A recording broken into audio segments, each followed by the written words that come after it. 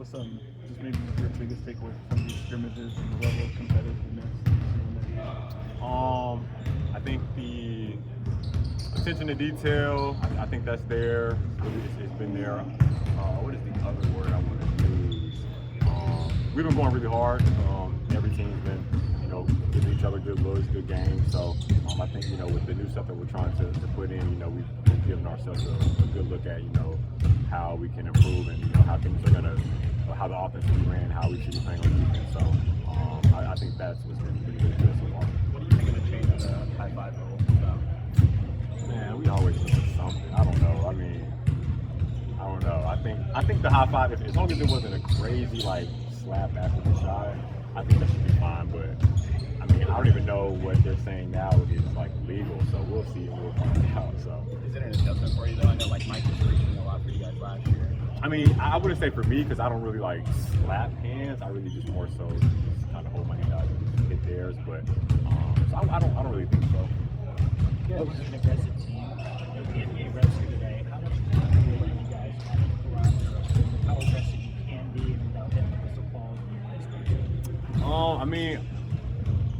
I don't think it really hit too much. Because it was crazy because there were still times where it was obviously a foul, and after the play they were yeah, you got fouled. So what are we doing? I don't know, but in the little drills we do, I guess that's where it can be useful. But it's still pretty much the same. You and Malik seem to be captains of that second unit. What do you make of that group's ability to come in and change a game or highly impact a game off the bench and the advantage that you guys will have with that? Well, I think kind of in the second unit, your job is to just hold whatever the first unit that's kind of created for you, or fight yourself back into the game. So just be that spark off the bench. And so I think we all know what Malik does and the spark that he brings off the bench. So with me being out there with him, I think I'm just trying to, not just him, but I think the whole second unit itself, just try to get everyone going and make sure we're playing the right way, everyone's in the right spots and things like that. So I think that could be good for us. You mentioned in media day that you were also working on creating for yourself and shooting off the dribble. Have you gotten to showcase that a little bit in these 5-on-5? Yeah, when the situation is there, but I have for sure. But I do think for the most part, at least me right now in training camp, I'm more so just really trying to make sure people know the offense and we're in the right spots, and when things break down, make sure we're getting back to those spots, and then also just trying to get guys going, finding guys to get them looks, because just to feel the ball and make sure it's straight around. How do things look in field defensively compared to a year ago? That's a good question. Well, it's still training camp a little bit, so guys get tired after a while, but I think and we're trying to play a little bit different. So, but it's been good though. I think everyone's really trying to bring it on that end so far. So he wants us picking up 94 feet, playing physical, making sure we're touching people. So I think we've really done that to a good job of that in a couple of practices.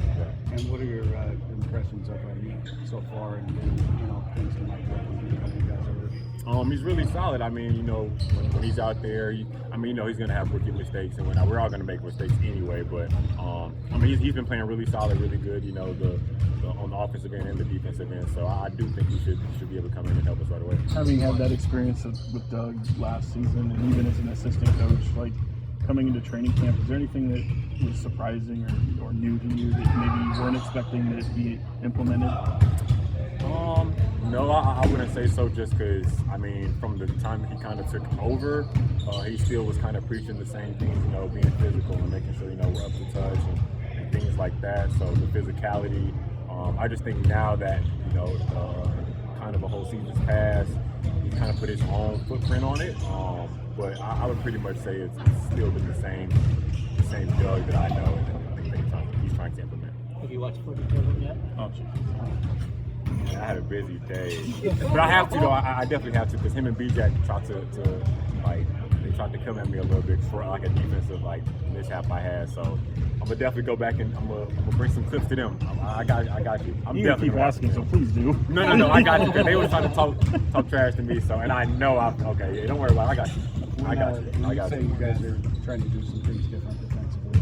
Can you elaborate on how what's different? I think just certain situations like not over helping when you don't need to give the other team advantages. And I think the picking up 94 feet, he's really trying to emphasize everyone picking up 94 feet.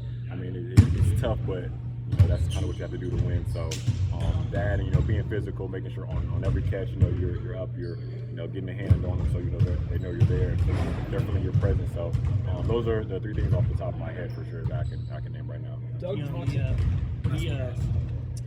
the identity kind of the Kings are trying to take on is very much, it's kind of your game, right? It seems like.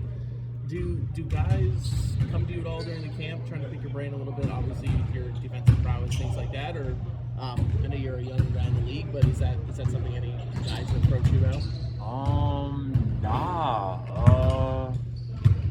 Not really. I think